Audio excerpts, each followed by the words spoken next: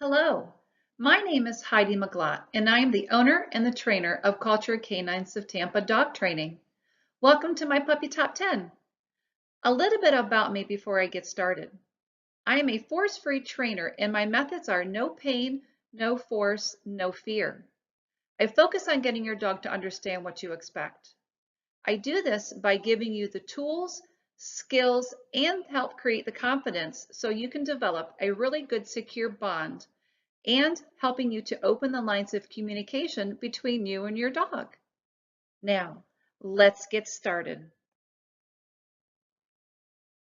In this Puppy Top 10, we're going to help you prepare to bring home a new puppy or even an adult dog.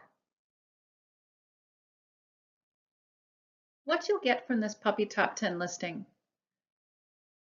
I'm going to offer you several things to consider before you are even bringing your puppy home. Many things also are going to help you once your puppy is home. So enjoy my top 10 list. Now, on to my puppy top 10. This listing is for new puppy parents and owners of adult dogs. During this presentation, we're going to teach you how to prepare your home for your new puppy, also help you to determine what types of items you should buy, and how to create an effective plan for once your dog comes home. Number one on my puppy top 10 is going to be management. And I mean management of your puppy or your dog. What this means is you are going to learn how to manage your puppy's environment as well as your expectations of what your puppy is going to be able to do. When working with puppies, you have to remember you are literally going to go 1 second at a time, 1 minute at a time, 1 hour, and even 1 day. So things need to move very slowly with your puppy when you're trying to get him acclimated. However, your puppy's not going to be moving slow at all. Your puppy is going to be up and at it. And when I talk about management, I really mean putting together a good plan in place to keep your puppy safe. Using things like puppy gates, a house leash, and also getting your dog on a schedule is going to make things a lot easier. When you make a plan, you have to make sure that you're remembering the times when you're not going to be home. Also including what happens if the adult in the room has to leave to go to the other room, or even to the kitchen to prepare supper. What's going to happen with puppy when the adult cannot supervise? So, some things you can use, again, are baby gates, a house leash, and creating a schedule. Number 2, supervision. When you get a new puppy, of course, this is a very exciting time, and everyone wants to have their time with the puppy. They want to play with him, let him explore his surroundings. But the first thing you need to really keep in mind is supervision of the puppy. And that puppy should always have eyes on him. That's what's going to help keep him safe. That's what's going to keep him from getting into trouble, such as chewing on things he's not supposed to, going underneath the couch, and even possibly getting stuck. It's also going to help protect your home. By keeping a constant eye on him, you'll be helping to eliminate potty accidents and maybe help prevent chewing on the carpet, furniture, or other unwanted behaviors. This should be done by someone who is able to understand the expectations of supervising the puppy, preferably a reliable adult. Now, when a reliable adult is not able to keep a constant eye on him, a puppy playpen or a kennel are great ways to keep your puppy contained safely. Children should always be supervised the entire time they are with a puppy or an adult dog.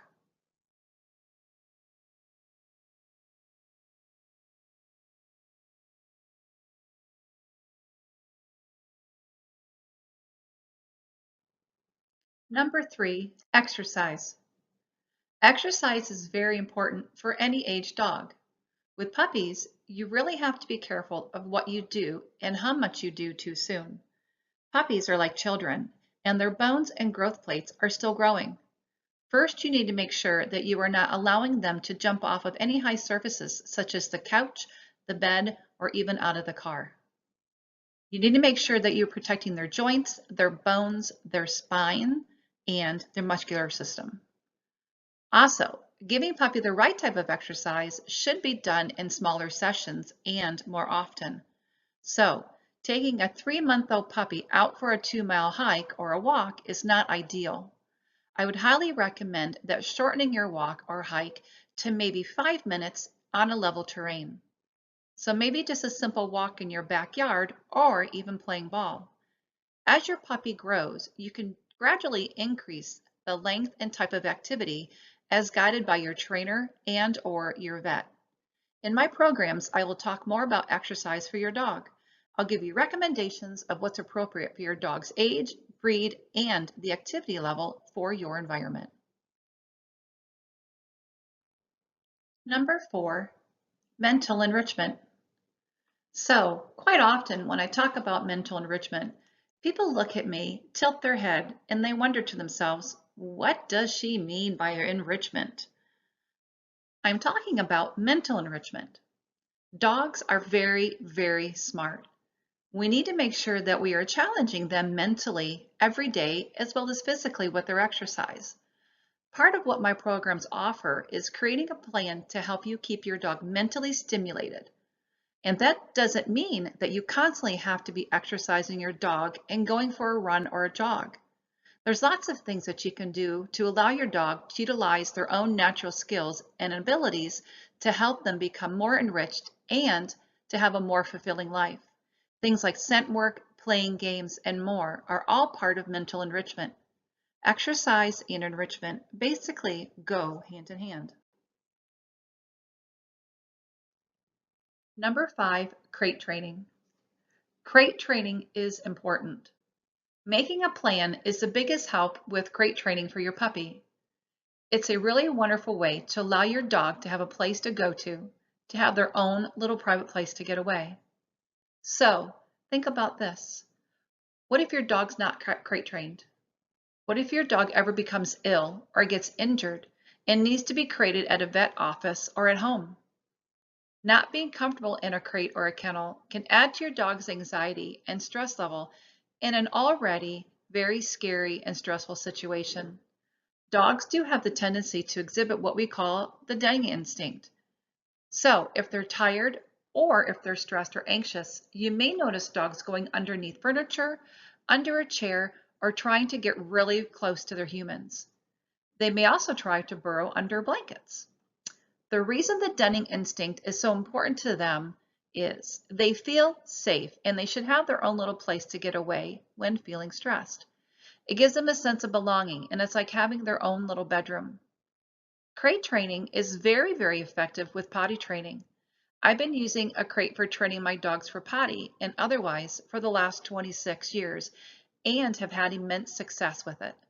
Using a crate for potty training can make your potty training regimen and plan 100% more successful and can even help to reduce the length of time to complete potty training. That reduces stress for you, and it's a very simple formula to follow. You just have to have the right plan in place. Offering you help, that's what I'm here for.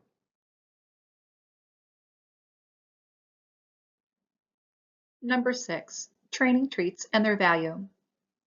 When we train our dogs using positive reinforcement training, we do sometimes appear to rely heavily on treats in the very beginning.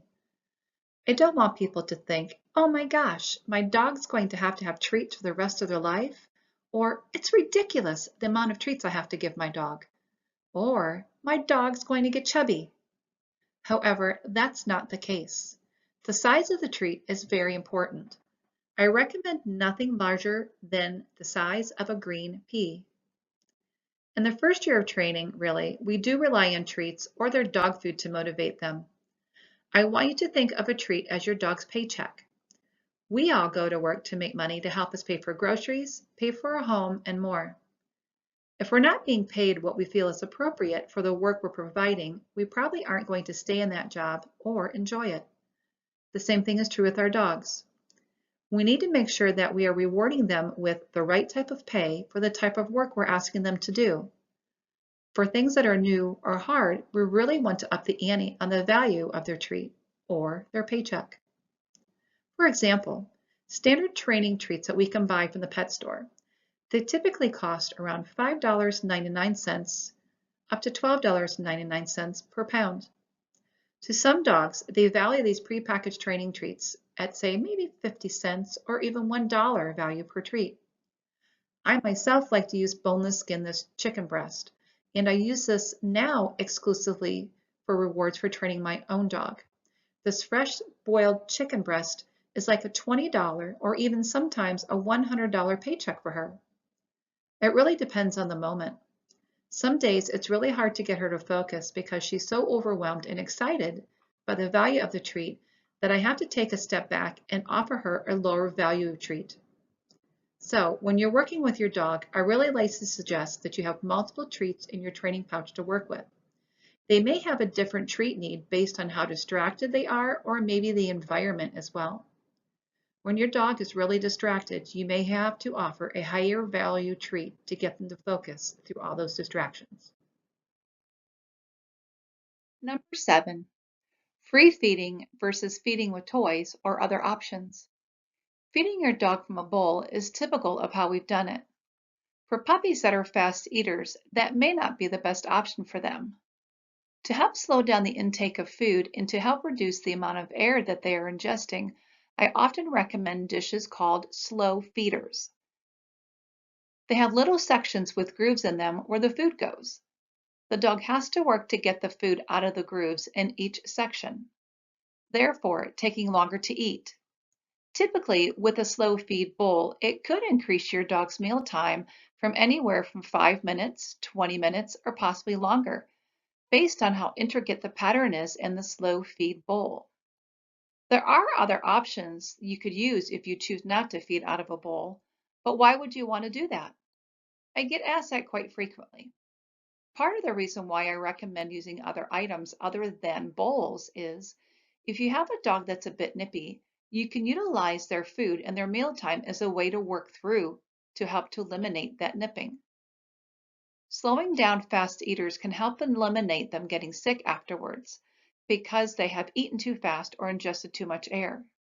Now, before you consider doing something like that, I really recommend that you speak with a trainer first because there's a definite plan for that, and that's part of what I cover in my sessions. Now, another item you can use to feed your dog is called a Kong, and there's a whole movement now moving towards this type of feeding because using Kongs allows a dog to use problem-solving skills to get the food out of the Kong. Also, while using Kongs, your dog gets to chew on it. When dogs chew on things, it actually creates a chemical reaction within them. Endorphins are released, which gives the dog a sense of calm and relaxation. Utilizing the feeding process of a Kong is going to allow your dog to ingest their meal slower. There are other methods and tools you can use to slow down a fast eater. Working with a trainer will help you develop the best possible plan and increase your resources on what options are available and what is best for your dog. Number 8, toys to help prevent puppy biting and nipping. Having appropriate toys for play can help reduce unwanted nipping. If you have a puppy that is biting at your pant legs, fingers, or just about anything else, I first recommend not engaging in any activity that will entice or encourage your choppy little T-Rex to want to bite on those things or you. All that nipping and biting can really be a nuisance, and let's be honest, it can be dangerous. If you have small children in your home, like toddlers, it can be very scary when you have a new puppy, considering they have all those sharp puppy teeth and your puppy just wants to play. However, your toddler doesn't understand what's happening. So let's go back to our number 1, management, and our number 2, supervision, all while incorporating the right types of toys. This will be most helpful. The right types of toys that can be used will help prevent that puppy chewing and nipping are like flat crinkle toys. They're perfect. They sound like a potato chip bag on the inside, and they draw the attention of your puppy. They can even have squeakers too. Those types of toys really capture your puppy's interests and allows them to redirect to chew on that and not you. That is the message you're going for. That's what's going to help eliminate all that nuisance puppy biting. Providing them options of things that are acceptable to chew on will help them to forget all about the things they should not chew on. Consistency is here. And remember, everyone must do this the same so puppy can understand what is permitted and what is not. Number 9, socialization. Socialization of your puppy is the number one thing that should be on my list. But I have to have all these other things on here first because we really have to get to all the ins and the outs and the nitty-gritty before we can even get to the socialization part. Having a good plan for numbers 1 through 8 will allow you to have a more successful and incredibly fun socialization time with your dog. Once your puppy comes home, the socialization period is between the ages of 8 to 16 weeks. The reason why this time is so important and so crucial is that during this time, your puppy is still very naive and innocent, and first and foremost, they are very curious. And to be honest, for socialization, the more curious the puppy, the better the outcome can be. A well-socialized dog does not happen by mistake. It has to be very well planned and thought out. But with that being said, I don't want it to appear like it's this very daunting or very tenuous task. Think of it this way. We take vacations. They can be grand vacations, or they can even be simple weekends where we go to see Grandma and Grandpa. We plan for those trips. No matter where we're going, there is some sort of planning that goes into it. You have to figure out things like what are you going to do about the mail, and what about bills that need paid before you go? What about the groceries in the refrigerator, and who's going to take care of the cat or get the mail? So there is a lot of planning that goes into it. But the result is going to be, no matter the vacation, no matter the length, it's going to be great. Because when you leave, your mind can be free of worry because you made a really good plan for everything before you left home. That way too, when you come back, you can go right back into it without any additional stress. So having a well-socialized dog does take planning, but let's not make that plan so overwhelming that it's not any fun. Working with your dog during their socialization period can be the most amazing time of you and your dog's relationship.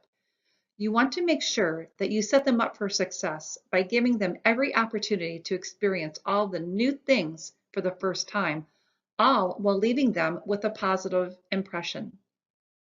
We want them to experience the very first time of something being very positive and fun. We want to introduce them into our world so it does make them feel encouraged and curious. And we don't want to force them into situations where they're not comfortable. So having a really well thought out plan with your socialization is what's going to make it very successful. Now, socialization is not what most people think. Typically I hear, oh, it's mostly about being good with people or other dogs. That's not the case. I would say maybe 10 to 20% of it is about being good with people and other dogs.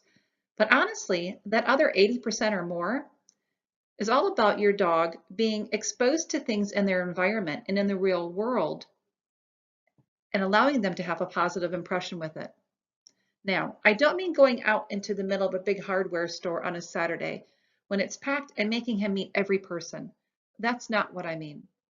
However, it is things like getting your dog comfortable hearing sirens, having them see dogs at a distance, the sound of motorcycles, being exposed to those scary umbrellas, maybe people walking with walkers or wheelchairs.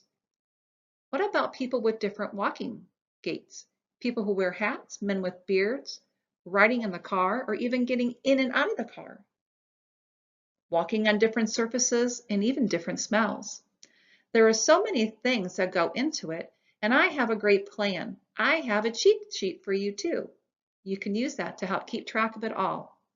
Now remember, a well-socialized puppy doesn't happen on its own. You need to make a plan and make it fun for both of you. Because after all, this is the most exciting time of your puppy's life. Let's make it fun. Number 10, what's next? First, let me say thank you. I hope you found great value in topics 1 through 9. Next, I would recommend you find some type of training for your puppy. I really would recommend either private in-home one-on-one sessions or group classes. I offer both. My training is based all on 100% force-free training, utilizing positive reinforcement. I use praise, treats, and toys to reward and motivate your puppy to do things we ask and allow them to want to engage further with us and to have fun. If you're interested in learning more about the services I offer, you can please visit www.culturedcaninesoftampa.com, where you'll find many services listed. If you have questions, don't hesitate to reach out. I'd love to help find just the right plan for you and your puppy. All right, that wraps it up for us. Thank you for tuning in to Cultured Canines of Tampa, my puppy top 10.